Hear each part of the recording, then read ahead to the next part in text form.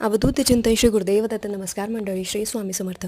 चैत्र पौर्णिमा ही 23 तारखेला पहाटे 3:25 सुरू होते तर 24 तारखेला सकाळी 5:18 संपते. चैत्र महिना हा कुळदेवीची सेवा करण्यासाठी तसेच तिला प्रसन्न करण्यासाठी खूप महत्त्वाचा महिना आहे. जर तुमच्याकडून चैत्र नवरात्रामध्ये काहीच सेवा झाला नसेल तर तुम्ही चैत्र पौर्णिमेला या सेवा नक्की करा. कुळदेवी ही आपल्या कुळाचं रक्षण करते तसेच आपल्या कुळाचा उद्धार करते.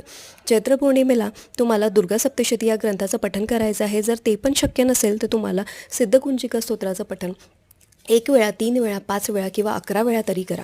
1 वेळा सिद्धकुंजिका स्तोत्राचं पठण केल्याने तुम्हाला दुर्गा सप्तशती ग्रंथाचं फळ मिळेल.